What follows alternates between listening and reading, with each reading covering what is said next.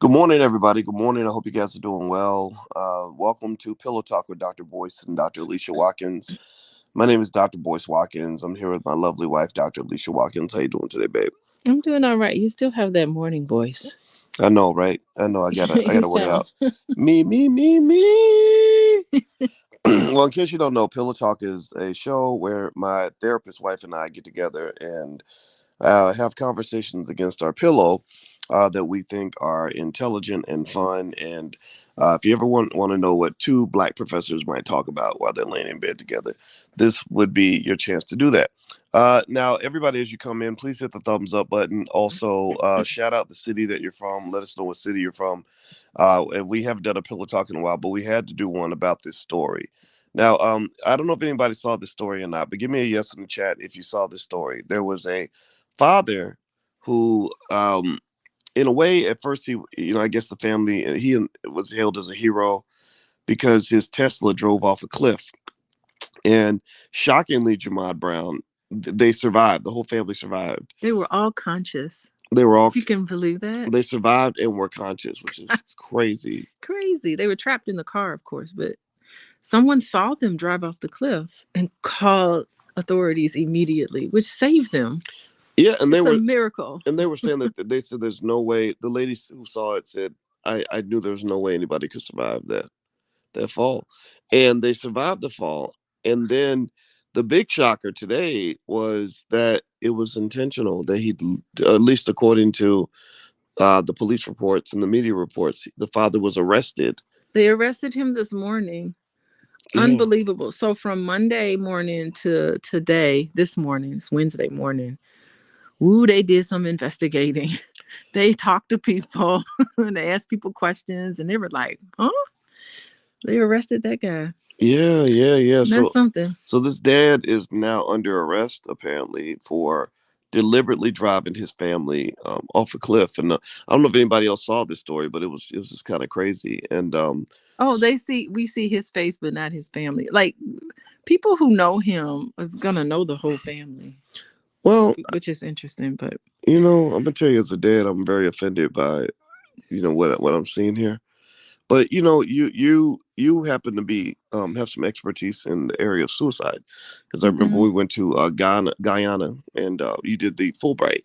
And by the way, everybody clap for this black woman. She was the first faculty member in the history of her institution to win a Fulbright. Nobody's ever done it before. So, And since no one's done it since, but I hope I've been mentoring some people who want to do Fulbrights at my institution. So hopefully there'll be another one. There'll be number two. well, shout out to all the black women doing it big, and all the black men too. Yeah, I like to see everybody win. Yeah. So I hope y'all will are okay with me publicly stating how proud I am of my wife, because I think we need to learn how to do that more, as men. So I'm super proud of what you did. But anyway, but going back to the topic, when I see something like that, right? When I see a Hmm. father kill himself and kill his whole family, I just can't help but to be disgusted by that. You're And disgusted by it. I'm disgusted as a Yeah. dad. I just don't understand it. Even killing yourself while you have a family, to me, just comes off He as, didn't want to bring himself down. He was taking the whole family with him. yeah. That was his thinking. So you're not just suicidal, you're homicidal. Homicidal. Yeah. Yeah. Ain't that So something? let's begin to try to decompose this. So by the way, everybody, if you could take 1 second, please hit the thumbs up button, thumbs up, share, and subscribe. And also, in case you want to know where Alicia does therapy, that's her website. If you want to follow her on Instagram, stuff like that. So let's start with. There's so many angles I want to ask you about with this, because I know you worked with in the area of suicide. You've been a social worker for many years, so you talked about child protection issues as well. You did your time at what was it, Cook County Hospital in Chicago. And There's okay, as a social worker, it is interesting. You said you did your time. You do feel like that. Like you've done your time. Like, all social workers should at least spend some time working in social services, which I did. Very okay, brief. Well, yeah, I did. I worked in social services for Illinois. which is really interesting history there. Yeah. And then I worked at Cook County Hospital. It's called John Strozier Hospital of Cook County. That's the official name now. Yeah, and you've also, in addition to working in areas related to child welfare and suicide, and working in areas related to suicide, and working in areas related to trauma, which these kids are traumatized, and areas working related to couples therapy and family therapy. I mean, it's But like I worked in trauma and ER unit. yeah. So at the county the hospital. reason I bring this up is because you know, all those areas come to mind when I think about what happened here. Right? I'm thinking about trauma on these poor kids. I'm thinking about suicide. I'm thinking for obvious reasons. I'm thinking about child welfare, like how do kids end up being stuck in households where parents do things like this. I was thinking about couples therapy, you know, like what's going on in the relationship that makes you feel like you can't just leave somebody. You got to kill everybody on the way out the door. So let's start with the just the obvious mental health aspects of this. How should I view this, you know, without seeing it through my lens? My lens is just as I believe, pretty sane father and husband, and I just don't understand it. I think it's despicable. There's no way I can empathize with what this man did on any level. Is there another way I should see this? Okay, so well, let's go through the story. So first of all, he is driving on the highway, which by the way, I don't know if it's the highway I'm thinking about the highway that's like right off where you can drive off of a cliff. Remember that? You go around. I think me and you drove on that actual street. Is it Highway 1? You talking about when we had that? Not Highway 1. You had a drop top, remember? Yeah, we got the drop top. You had that drop. Go because I got me a drop top. That's right. If I hit right. the switch, I can make the ass drop. We was extra California. We were playing Snoop Dogg that day. Yes, Probably. we were. We were playing Snoop Dogg. But it is so, I just remember, like, if you're not paying attention, you could easily drive off of that cliff. Like, there's nothing really stopping you. It's kind of frightening. You do have to pay attention. That's the first thing that comes to my mind. The second thing was that he was almost like a hero because, like, wow, remember the whole chatter about the Tesla? They were like, this is a good kind of applaud to Tesla for having safe cars. Well, first off, so at the beginning, he was like, isn't he a wonderful father? Isn't that kind of what people were thinking? I think people were thinking about the design quality of Tesla. The design quality of Tesla and his foresight to buy a Tesla. Oh, well, you know, I didn't see it quite like that. I just remember thinking, man, Teslas must be really tough cars because you drive a Ford off a cliff, you're going to die that day. Exactly. And then you were saying, ooh, this has got to be political because if it was a Ford, no one would say a Ford drove off the car. Right. Like they wouldn't drove off the cliff. No one would say a Ford. So that was kind of like initially we were thinking, golly, isn't that family blessed? That's kind of what we were thinking about yesterday because you told us the story yesterday. And then this morning I saw, oh my goodness, this man deliberately did this. And it's funny because a car accident driving off of a cliff, you know, it's almost like a to die that way. It's like a tragic death. Like no one would ever think this is a suicide murder. No. Like who thought this man's plan was foiled? And, you know, I don't know, we all could be thinking divine intervention. And I remember thinking, if it's your time to go, it's your time to go. If it's not your time to go, there's nothing you can do to stop it. So it's helping me. Like I was given like this big perspective about life in and of itself. So that was my initial sort of reaction. Wow, life is so precious. Life is so delicate. But at the same time, you can go through things that you shouldn't even be alive right now. Like to fly off the cliff. And what the people were saying was that there was a lady who saw the car fly off this cliff and she immediately called paramedics. That's number one, the reason why they survived. Number two, the reason why they survived was because the tide was low. They were lucky. And normally the tide would be high. So if the tide was high, they would have drowned. Yeah. You know, so it all kind of came together where it was almost a perfect storm in a sense for this car and for those individuals to live through this. And this man is going to go down for this. And I'm thinking in the past 2 days, a lot of information came out to the police to indicate that this really was a murder-suicide. So that's pretty tragic in and of itself. And I can't imagine what the mom was saying. Like I wonder, you know what I think about? I think about when they drove off this cliff and they know that their dad The just horror. deliberately tried to kill everybody, and the wife was mortified because of what he did. And they drive off this cliff, and you think you're all gonna die. You just assume we're gonna die, and you're trying to survive, but it's probably for not, You're right? like, this is it. This is the end of this is it. Like, as the Right. car's going off the cliff. And I'm thinking moments leading up to that probably was equally frightening. Yeah. I'm certain days leading up to this, years leading up to this, there probably was some frightening moments in this household. And by the way, to be able to purchase a Tesla, this was probably a pretty high income family. You're living in California. Let's assume they live in Pasadena, California. It is, and you have a wife and a family, 2 children. That's I think they were pretty affluent, I think we can say. Perhaps, Yeah. but then I'm thinking about this, right? Like, so you're in this car, and everybody's screaming, and they're like, "Dad, what are you doing?" And the wife is like, "No, please, honey, please, please, please." Oh my goodness. So they drive off this cliff, and Ugh. he does it, right? He just drives off the cliff. So everybody, the kids are screaming. The wife is thinking she's gonna die. The husband, I guess, has just decided this is what's gonna happen.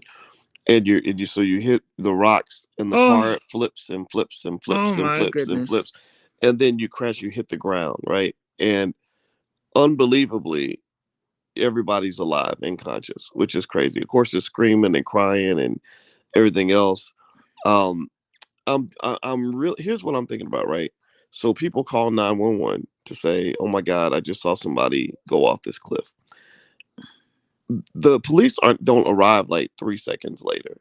The police probably arrived. They arrived pretty quickly, but They probably did, but probably not. it was some time was there probably where good. they I were bet. all I like, right, everybody's okay. right. I bet there was like a good 30, 45 minutes before the police could get there, because they got to bring the choppers and all this equipment. So I'm wondering what it was like in that car between the time they hit the ground, realized they were alive, Alive. and the time the police got there. Like I'm wondering, like, was there just like, oh my God, or how could you do this, or honey, are you okay? Like, I just wonder, like, what that conversation was like. Was he like, I just had to do it? I had to, like, I would love to know what that Oh, conversation was like during that time where they're just laying there upside down, waiting for a and rescue team to come get them. that car was mangled too. And they couldn't get out of the car. Remember, they were trapped in the car, of course, because the car is like mangled. Right. And everybody is alive. We don't Yeah. even know what that conversation was like. I think I could probably, I'm sure it's well, from the mother, is everybody okay? She's probably more concerned about her children. Oh yeah. Oh my Oh my God. goodness. Can you imagine? They were probably crying. I'm thinking the mom was focusing on the kids, trying to get them to relax. And then can you imagine how you feel when you hear the choppers coming to rescue you? It's like, oh crap, we're actually going to make it. Because sometimes when you're at the bottom of that cliff, you're thinking, we're going to die here if someone doesn't come rescue us. Well, would you Or if just the water comes in. Yeah, the tide wasn't high. If the tide had been high, they would have drowned, like you said. If he had been driving that car off the cliff at 5 p.m. instead of 9 in the morning, it would have been a whole different story. We never would have known. All we could do at that point was speculate what happened. I'll tell you what, it's tragic as hell, and here's the crazy part. And actually, I'll share this with you guys in a minute. Before I do that, if you could please hit the thumbs up button, thumbs up, thumbs up, thumbs up, thumbs up, share, subscribe, hit the notification bell. You listen to Pillow Talk with Dr. Boyce and Dr. Alicia Watkins. My name is Dr. Boyce Watkins. This is my wife, Dr. Alicia Watkins, and we get together every couple of days and do pillow talks. And that's us on the You on like the beach. that picture, don't you? I like it. I like. We're Well, on vacation. I like any picture that you're in. That was like 6 months ago. I know. Any picture that you're in, I just like it. And so anyway, if you also want to know more about what Dr. Alicia does, you can go to coachingwithdralicia.com. And also, I have a book called Financial Lovemaking. You can actually have a free e-copy if you go to boyceandalicia.com. There's the URL on the screen. Okay, so let's get back to this. So we were talking about this family. Did the names get released? Their names were not released. Okay. Yeah. So there's a family that made headlines at first because their Tesla drove off a cliff. and it was a miracle that they survived. Everybody was sort of screaming about the engineering feat of Elon Musk of creating a car that could survive a 250-foot fall off a cliff. I'm sure they were gonna they probably got contacted by Tesla. Maybe somebody's gonna give them I'm an sure they award. did. Yeah. I mean, it's. Oh, I wonder if Tesla could contact, because Tesla cars are really smart. We've been in a couple of Teslas. Mm-hmm. I wonder if they know we were in a crash and could send for authorities. I That's don't know how smart. It's like a big iPad right in the front. That's true. Well, it seems like safety would be, somewhere on their priority list. I hope it would be. Yeah. Because you know what I really thought at first when you told me the story? I thought it was like a Tesla. And this tells you where my mind goes. I thought it was like self-driving Tesla, and like the Tesla just drove itself off the cliff. The car became suicidal. And that tells you like how far-fetched in our imagination it would be for someone to do something like this. Like, think about a 4-year-old and a 9-year-old, a 4-year-old little girl, a 9-year-old little boy, a wife, a mother, and for a husband to do that. It's so far from my mind. I actually thought Tesla, it was almost like a weird Black Mirror episode where the car is just driving itself off the cliff. Yeah. That was more of a possibility than it would be someone wanting to just take everybody out in the household, which, by the way, we learned that it's not really a novel thing, because it's happened many times over the years. You were looking at that. What? How many times someone has like, screw this. I'm going to drive everybody off the cliff. Yeah. You know what? That's really interesting. How often it is. And I don't know how much, I don't know how much energy we can or should put into these extreme cases, but my Lord, I went and did a search on man drives car off cliff, right? Thinking that this would be the story that came up. Do y'all know that several stories came up of people just killing themselves and killing their whole family? Like, there was one story about a dad who killed his twin daughters. Look at that. Yeah, these two beautiful little girls that their dad drove. He's a cop. And it's a San Diego cop rescues twin girls. After dad drives off the cliff. So the dad wasn't a cop. I'm sorry. It was the cops that rescued. Oh goodness. Okay. The girls. The cop is the hero in this story. Yeah. Right. So that was one story that I saw. Then there was this other one that made me really sad, because these are little Black kids. So these ladies had adopted all these little Black children, and then one of them, I guess they're a wife and wife, or I don't know. I guess it's a wife and wife. It's a wife situation. And wife. Okay, so there's no husband. Okay, I didn't know if there was. They adopted I didn't know that the gender had been taken out of the word husband. But anyway, so spouse and spouse. Let's just say that they're a spouse. Yeah. They're married. So they adopted all these Black kids, and this dang lady drove all these kids off a cliff. And the crazy part was that, and this is why I want to ask you about this, because you worked in child protective services spaces, or you child welfare. I have worked in child protective services. How in the hell is it that all these, social workers kept coming to the house, and they were getting these reports that these kids were being abused, and they were never taken out of the house until they were all dead? Yeah, the false positives. That haunts us as social workers, because we have to make a call. And it's not just one person that makes this decision. It's a whole team of people.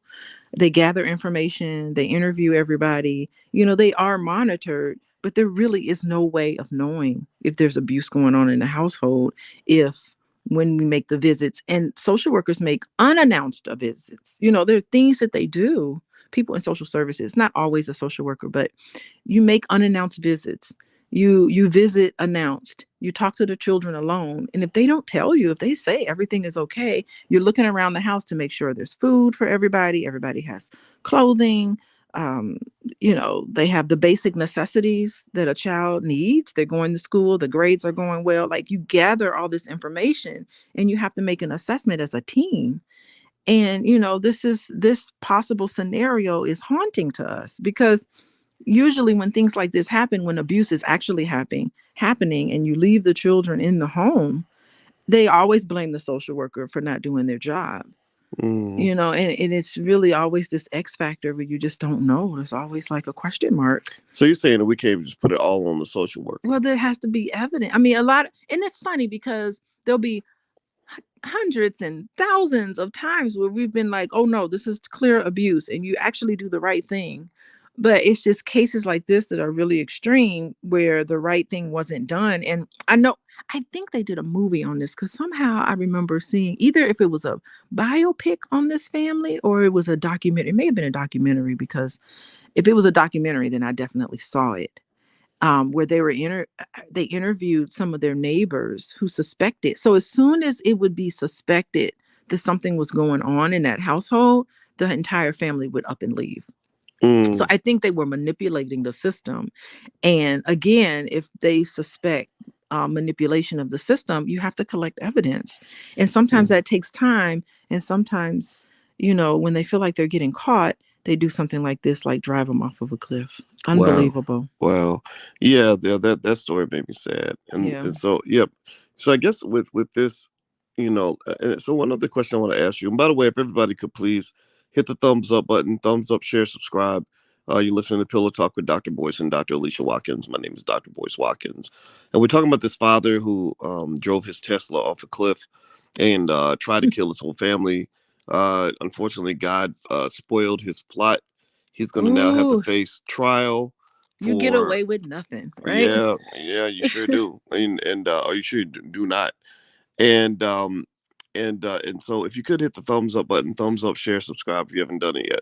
So I want to ask you this question, as a therapist, and all these, you've seen a lot of clients, a lot of families, things like that. What do you do with let's say you have a couple that comes in, and so you're the therapist for this couple, and the wife says, I think he might be, I think he might, he's acting crazy. He's the kind of person that could kill us all and kill himself. Oh, call 911. He's threatened to do that. I call the authorities. Really? Yeah. Okay. You have, if you sense that there's somebody's in danger, confidentiality goes out of the door. So even if she just feels it, let's say he's never done anything if she yet. feels it, I would do a safety plan with her. Okay. I would immediately. What would a safety plan look like? I would talk to her about it. I would ask her the lay of the land, like, tell me where you live. What does your house look like? And yeah, I would ask where the house looks like how the rooms and how the kitchen, how the bathroom, how everything is kind of laid out, just so that I could say, listen, I would have her somehow monitor him. I would also have her pack a bag and try to connect with a support system in her community or in her neighborhood, or a family member, or she needs to tell somebody. Here's what's going on. I would have like a bag packed and placed somewhere close to the door, because if she ever feels like she needs to like escape, because sometimes men will do that. How many murder suicides do we read about? Quite a bit, right? And it usually happens when the marriage or the relationship is dissolving. It's usually like a very critical point. So, and I think I was talking about this before, like sometimes it's not safe to leave immediately, because that point where you just leave immediately, like you're just up and gone and you leave, can be very dangerous. So sometimes, really? Yeah. Situations like that, you gotta have to kind of think it through and plan for it and talk about it. And you have to leave in a way, of course, that's always respectful, no matter what's going on, because you don't want to make things worse when it doesn't have to be, especially if there's children involved. So there's a safety plan. There is, whenever you feel unsafe, here's what you need to do. Is there any way to get the children out of the home? Go to grandma's house for a while. If you feel like you're going to leave, like this is exit plan. If you feel like you're going to leave the relationship, see if you can get the children to a neutral party, because you don't want the children to be involved in that. Getting a support system. Even if you feel like it's really dangerous, notifying the police and let them know. Say, I think I might need to give a restraining order. What is that process like? I feel like I might be in danger. And if something happens, so, you could alert the authorities. I think the police are very well trained. Most police are very well trained in responding to situations like this. And let's see what else. If you feel like things are getting tense in the household, stay out of the bathroom. For some reason, the bathroom is a place where you can be trapped in there. I've had, when I worked in the county hospital and just in my own 20 years of practice, I've heard so many people get trapped in that bathroom. There's usually one Mm. exit. Bathrooms don't usually, unless it's a. But the bathroom just seems like such a natural place to run and hide. Yeah, but If it the really, killers well, come to you get don't you. want, you want to run out the door is what you want to do, is run out the front door. Okay. Extra set of keys in your escape bag, um, passports, copies of your passports, money, credit cards, changes of clothes, all of those things you want to put in a bag and have it either somewhere where the offender can't see it. So it could be at a neighbor's house down the street where that's their plan. If I feel unsafe, I feel like something's going to go down, I'm just going to jet for the front door and go down to Susan's house down the street. She knows what's going on, and she knows when she sees me what the situation is, she'll call the police immediately. I say stay out of kitchens too, because kitchens is where there's sharp objects in the kitchen. So try to stay out of kitchens if you feel like it's very intense. So there's safety planning that has to happen. And usually I just go and I just out and out ask people, hey, are you going to hurt yourself? Are you going to hurt yourself and other people? Because I need an answer to this, because what you're telling me makes me feel like that somebody might be in danger. Please let me know. Like, I take that kind of thing seriously in my office. You're going to hurt yourself. And I just look and see their answer. What's going on? Do you think that you might do that? No. Okay. Your eyes got real big. When it did get big, because that's probably how I look when I actually say it. I would feel like I have to answer that question. Yeah, and I would say it quickly. Are you going to hurt yourself? I need to know right now. You have to tell me right now. This meeting is not over until I can ensure that everybody is safe. Tell me right now. And okay, no, you don't feel like you can. Okay. So how about if you ever feel like you're going to hurt someone, the very first thing you do is call me. Okay. Don't do anything first. Just don't do anything. Call me. Call me first before you make any decision, or call the police before you do anything. And I think that's such a good strategy. I mean, well, first off, it's not my strategy. It's what we're trained to do this way. But I do like the strategy. It's good common sense. First off, I would just say to any guys that are listening, like, if you get to the point where you got to hurt somebody, just get out of that situation. Do not put your hands on a woman, no matter what. But that's what I was raised on. Just, you don't hit a woman, period. So I don't understand those guys who do that kind of thing. And I would encourage anybody to really sort of take your time to get to know people, to see what their capacity for violence is, because it's crazy. And it's amazing how many women get death threats from their husbands, even when their husbands are like police officers and stuff like that. Especially when their husbands are police officers. Good grief. Yeah. I mean, it's that passive aggressiveness that tend to happen with police officers. I'm not trying to say all of them, but it's like they'll grab you on the arm and they'll be like giving you harm, and then they'll smile in your face. It's that dissonance between they're being kind and they're smiling in your face, and then they're grabbing your arm, doing something really aggressive. It's really interesting. Well, I think that, being the son of a cop, cops are built around, like, a lot of them are trained around obtaining control of a situation, and they're not afraid of violence. At least experienced cops are not. So, I think that if you're talking about cops or military guys, you have a different, a perception of that violence barrier than with the regular people. Like it was interesting growing up in a house with a man who has actually killed people. Like, my father has actually, he on the job, he had to shoot a guy and kill him. And also in Vietnam, I'm sure he killed some people. And so it does require some discipline on this part, because if he had just lost it and decided, I'm gonna kill everybody in his house, we would have believed him, and then it could have happened. But fortunately, that wasn't how he was built. He never did anything like that. Well, that's the reason why some of these marriages stay together, or not stay together, or can become difficult to dissolve. It's because there's this threat. The wives are frightened. It's like, if you leave me, I'll kill you. Like, those kind of statements should be taken very seriously. And I don't think that that's what you should ever say to somebody. That's not a very good thing to say. If you leave or something else happens, I'm going to kill you and kill everybody else. And so that's the reason why some of these families are just frightened and have to really do a really good exit plan on getting out, and it has to be foolproof. I've actually planned exits for people, in a way that's respectful and the way that's safe. Mm. So this threat, and then it's almost like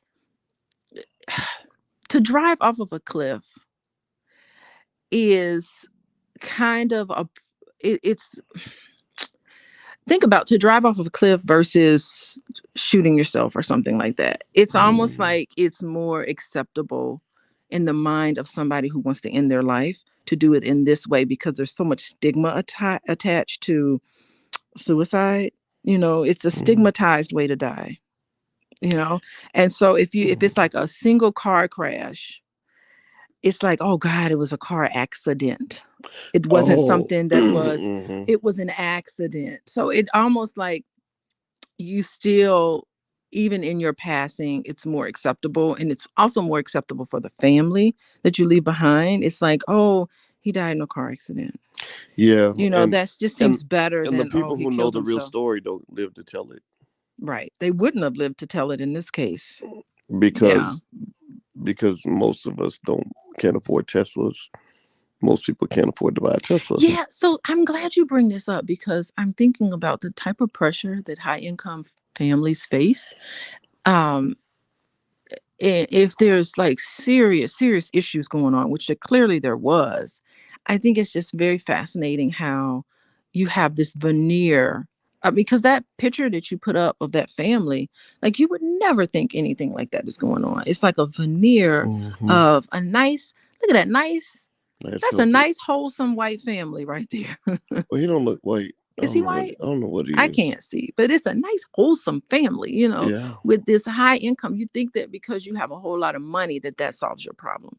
And that's the thing. It's like, how are we measuring success in our society? Are we measuring success because we're driving a Tesla? Are we measuring success based on who we are and how we interact with people? I mean, it's interesting. I like the fact that you brag about me and you talk about like how awesome I am, because I did win a Fulbright scholarship, and there wasn't anyone else in my institution that did that, and I think that that's pretty cool. But like, having accolades and having money and having success in that way, to me is great and everything. But I consider myself successful, just based on how I interact with people, just based on how I live my life, just things that I do, things that I say. Like, I measure success on other things, that's just my own. Well, you're cute. I'm gonna buy you a Tesla. No, I don't want no Tesla. Hey, baby, let's go for a drive in my Tesla. That's fine. Oh, so what I was trying to get to, I think I'm like making a long point.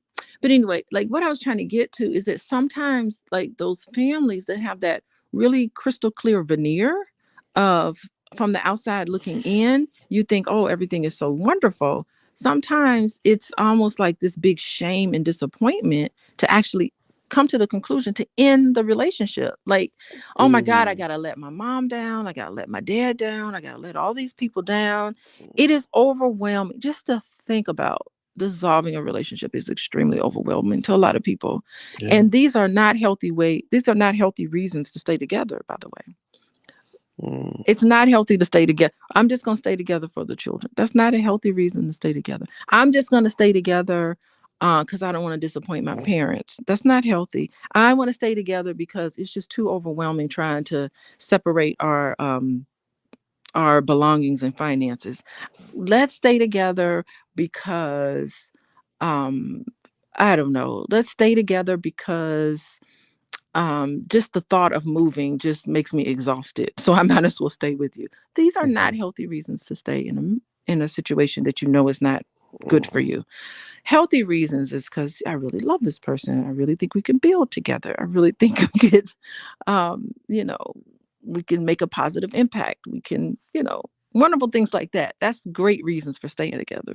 Yeah, I don't feel like love is always enough. Love is never enough. I think I because I feel like it's like whether you stay together or don't stay together, it's gonna be a lot of work, and I think that people tend to take the devil they know versus the devil they don't know, right? So you're looking at the person next to you and they're getting on your nerves, and and it's there's a lot of work to do, but you know that person, you know what you're dealing with, you know what the trigger points are, you know what the problem spots are. Whereas if you go out and you create this whole new life, you don't know what the new problems are going to be. Oh, yes. By You the know. way, another unhealthy reason to stay together Hmm. is because I don't think I'll find anybody else. That is Yeah, very unhealthy. yeah. I think it is, but it's like quitting a job, right? Like if I quit my job, like I might be mad about my job, but if I forget about the things that you know that are good about my job, then I could take that for granted and throw it all away. And the next thing you know, I'm out here in the job market wishing I had my old job back. So I think that there should be a healthy amount of aversion to regret that you consider when you let go of something. Because I think most people in the chat could identify with the time where you did say, you know what, I'm not gonna let fear keep me in this relationship. I'm gonna go find somebody better and blah blah blah. I don't And think then, and then people well, wait a people minute, hold on, wait, okay. let me finish. And then a few months later, you're begging for that person to come back because you realize that the grass wasn't greener on the other side. Like I learned that early. Like the grass isn't always green on the other side. It doesn't mean it isn't. It can't be. You're It. making the assumption that people leave a relationship just to find something better for themselves. Why wouldn't They they? Why not? That is not the reason why. That's the unhealthy reason to leave a relationship. A healthy reason to stay in a relationship, it's saying I am with the person that I really want to be with, and there's I'm looking at all these other possibilities, and I don't want to be any other place. I don't want to be single. I really Mm. want to be with this person, and it's not just love, of course, but it's that is a healthy I feel like that's a high standard. it's looking at your partner, and it's saying there's it's not saying I could find somebody else, but it's saying that even if I find somebody else, which you always will, but even if you find somebody else, I don't want to be with anybody else. I just want to be with the person that I'm with, Okay, given the pros and cons. So I I can get that point. I just think overall, like I don't want to every day wake up and be like, I want to think about every single woman on earth I could be with, and if my wife doesn't beat them all, then I'm good. Then I should be out of this relationship because I can be in a better situation with some. no, Like my that's point, not what I was saying that the person that I'm with is my person. right? You know what I mean? This is my person. And there's a lot included in being my person. Not that this person is perfect, not that this person is the best person ever, a 10 out of 10, 100% of the time, but just saying, you know what, out of all the people, I think I made the right choice. I'm not looking at other relationships, wishing that I was in those relationships. I'm in the relationship I want to be in. And you can do this for yourself. You can build this for yourself. You Yeah, can you can do it. It yeah. is possible. Yeah, I'll tell you how my mind works. Once I make a commitment, I don't make commitments very easily. Right. I've been called a commitment phobe because if you ask me, hey boys, can you meet for lunch on Tuesday? I'm gonna think about it. I'll be like, do I really want to commit to lunch? Do I really want to commit to a 20-minute phone call? Right? I literally think that way, right? So here's the thing. Once I make the commitment, I'm done. Like that's it. And the reason is because I've already thought it through. I'm agreeing with you. Yeah, yeah, Yeah. and that's what I mean. So I think, That's a healthy reason to be in a relationship. It's the yeah, commitment factor. It's in the commitment is not just I committed myself to be married and I'm just going to be married. The commitment comes in your actions in the marriage. So there are a lot of people who are married to each other legally, but they're not necessarily committed to the relationship because every day they're not acting in the way that is actually committable. They're not putting each other first. They're inconsiderate of each other. They don't care about each other's feelings. They don't care about um any of the commitment level things I, that I can you agree I to. can get that. I mean, you know I think of it like a job, right? There are days where I'm more committed to my job than other days, right? If I have a job and I've been on the job 30 years, some days I'm gonna be ultra committed to working my ass off. Some days I'm gonna be kind of coasting and chilling, you know. well I And I think that that's yeah, like with quiet quitting, how you have people that quit their jobs yeah. but don't really quit, and I imagine there's a quiet quitting in Oh, relationships for too. sure. And I think that this is where culture comes into play too, though. Like I think there are some people who say, well, if you feel the need to quiet quit in your relationship, then you need to just go ahead and get out of that relationship. That's like somebody saying, if you quiet quit on your job, you need to quit that job because at that point you're stealing money from the company. They can have somebody else in that position other than you. you're not really doing your best.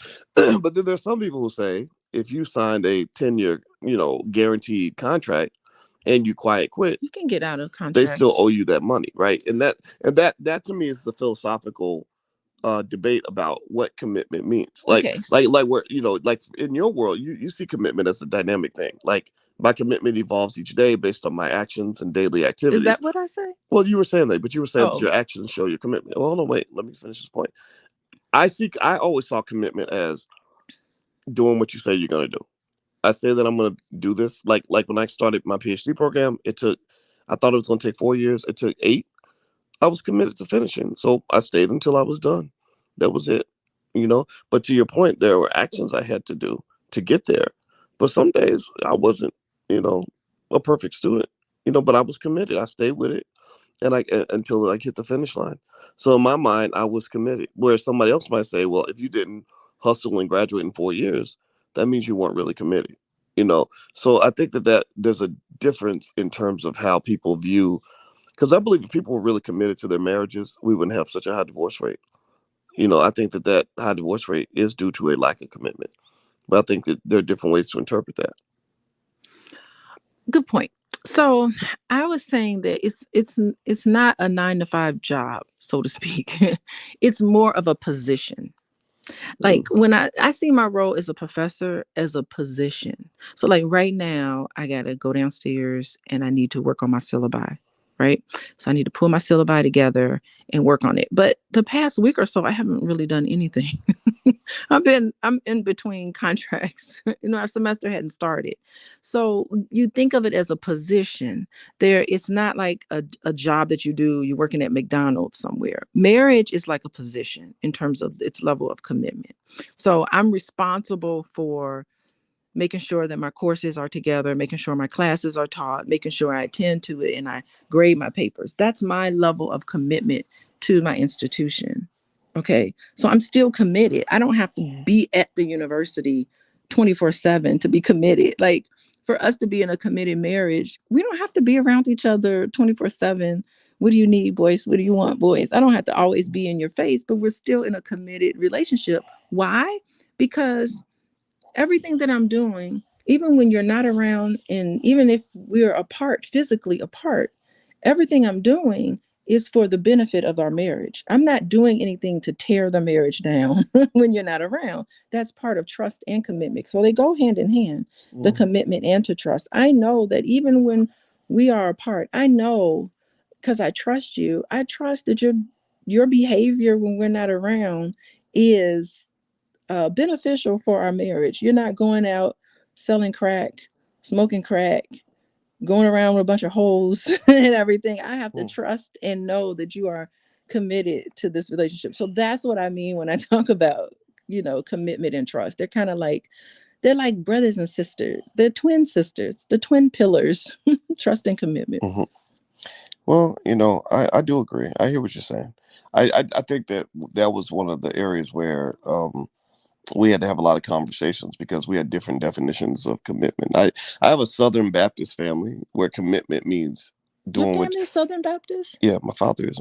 They're from the South. How did I not know that? I don't know. My father's a Southern Baptist minister, and my mother. I've never seen him minister in a church, though. Yeah, I've seen. I've never even seen him go to church. Yeah, he does. They don't. Well, my parents believe that God can come to your house, so you don't actually have to go to church. Oh, that's nice. But I like that. Yeah, but so it's kind of like when I saw my parents' commitment to each other, I saw them show a lot of imperfections along the way, a ton of imperfections, where it could have been easy to accuse each of them of being uncommitted. Really, they were uncommitted. At different times, yeah, because it's hard to really be on your A game for 48 straight years. Like you're gonna have times where you're not 100% perfect. You're gonna evolve. I've seen my parents change. I've seen them take different interests that the other person didn't like. Right. And what really worked for them, how did you see them deal with that level of, okay, that person did something and the other person didn't like? How did you see them resolve that? They would fight it out, but they never ever talked about getting a divorce. They just, at What least do you not, mean at least fight not it out? publicly. What do you They would mean just fight it argue out? about it. Like when my father wanted to move, and my mother didn't want to go. My father said, "Well, I'm taking me and my kids, and we're gonna move. You can come with us if you want to." Oh wait, so he And didn't listen to what she said to say? It was no, like it's my way or the highway? it would, yeah, in that particular case it was. But I remember another Huh. time where my mother, I made a bad grade on my report card, and my mother didn't want me to play basketball, and my father said, "No, let him go ahead and play," And my mother said, "I don't care. He's not playing." Right. And I remember that them going back and forth about that.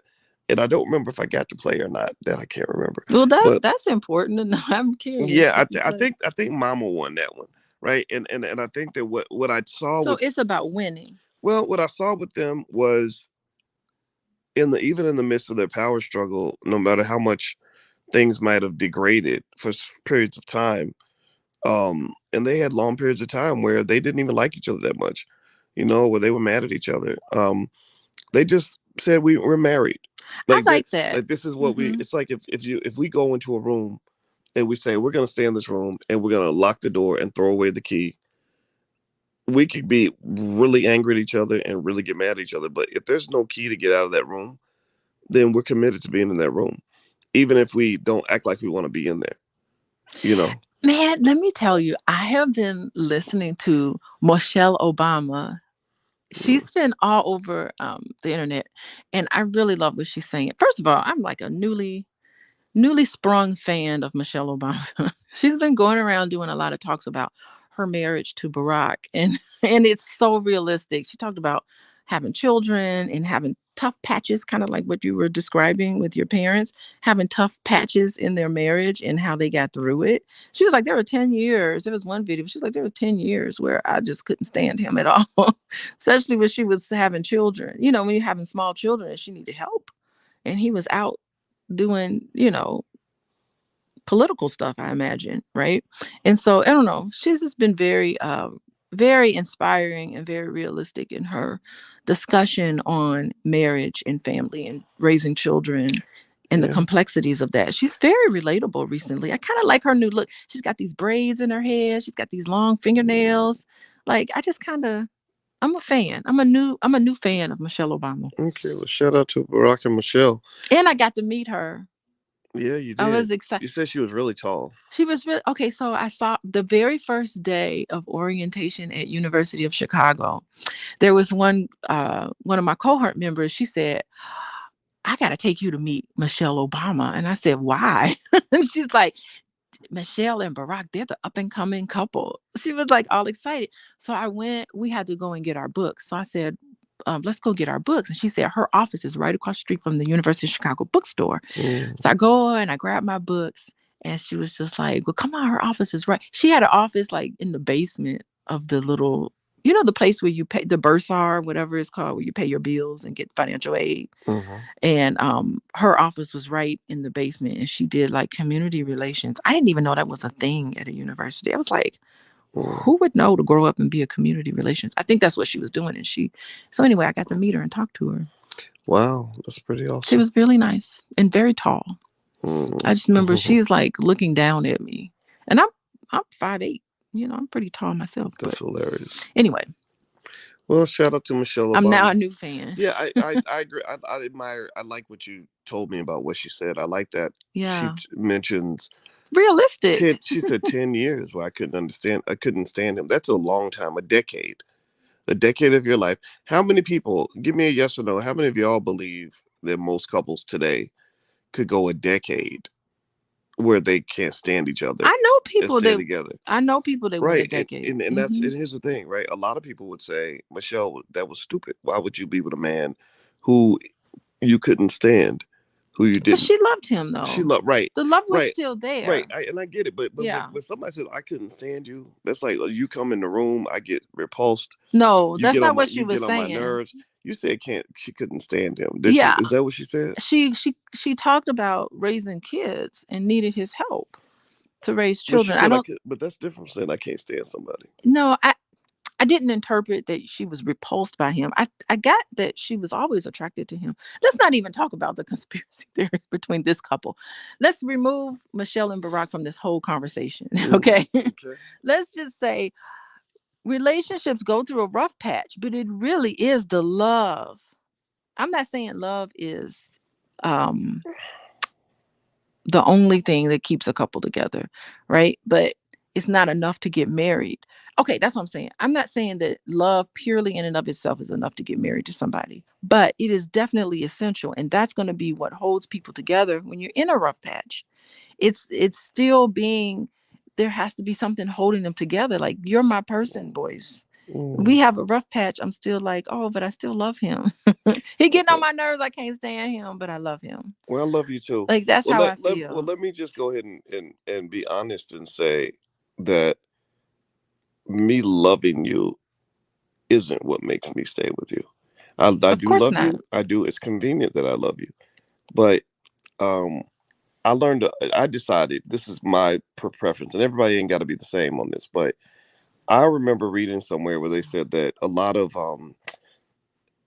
some families, like maybe from the South or Christian families, stay together not because they love a person or trust a person.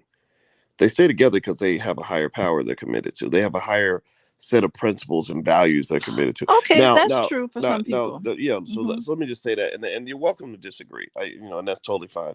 But I concluded a long time ago that human beings can let you down. Human beings are not perfect, and I knew I made a decision that in order for me to continue to tolerate the mistakes or the shortcomings of human beings, I had to be committed to something higher than just that person, because that person will disappoint you, right? And I have to do that with my love for the black community, because nobody's hurt me more in my life than black people. White people were mean to me, but I got away from them. I don't work with white Well, people we that much. expected that. We Right. expected that from white people. Like, of course, it's like a snake biting you. It's like, duh, that's what snakes do. That's what white people do. But it's when your own people do it. For me, it just hurts more when it's my own people. Right. So Yeah. so when I deal with black people who disappoint me, and you've seen it up close, where I trusted and threw everything into something and then, got hurt really badly. I got to hold on to something other than human beings to keep me going. I can't just say, well, I believe this. There's no way this person could let me down. It's my sort of consistent, unshakable commitment to the black community, to black love, to black progress, to these principles, these perfect principles that I'm committed to, that really keeps me focused. And that and Hmm. that and again, that was my personal preference, and I apply that probably to everything I do, marriage or whatever, because most things I've done that are really worth doing, like whether it's finishing a marathon or building a business or whatever, I've had times where it was just devastating. You could just take a body blow like nobody's business, and when you go through those dark periods, there's got to be something you hold on to, and it can't just be like, to me, it can't just be people. Hmm. Yeah, it can't be people. It does have to be, and it's a commitment to those principles. I think that are so important, and those explicit conversations that you have with your partner about what those principles are, and making that well known. Yeah, you and your partner. I think all marriages should be. The individuals who are married to each other should be committed to a certain principle. Some of them are biblical, because you talked about your parents. It was biblical. Some of them are the principles that you talk about. Whatever it is, you do need to have kind of a higher level principled thing that you're willing to strive for and to work on, and to let that lead your decision making. I think that's important. Hmm. I like that. Okay. And I think that sometimes, if those, can you imagine if those principles clash between people who are married? That would be very difficult. So I think couples should be on the same page in terms of their principles, those their values and what they hold as important. Hmm. All I right, think that's everybody. important. You listen to Pillow Talk with Dr. Boyce and Dr. Alicia Watkins. My name is Dr. Boyce Watkins, and this is Dr. Alicia Watkins. And I'm 20 minutes late for a Oh, phone meeting that I are was we supposed to have. late? I'm Well, sorry. Quincy calls me at 10, so I gotta, Oh I gotta, Lord. I gotta go. But if everybody could take 1 second, please hit the thumbs up button, thumbs up, share, subscribe if you haven't done it yet. Dr. Alicia's website is coachingwithdralicia.com. If you'd like to learn more about what she does as a therapist, feel free to visit coachingwithdralicia.com, or you can just follow her at Coaching with Dr. Alicia on Instagram. My website is boycewatkins.com, and I do have a new book out called The 10 Commandments of Black Economic Power.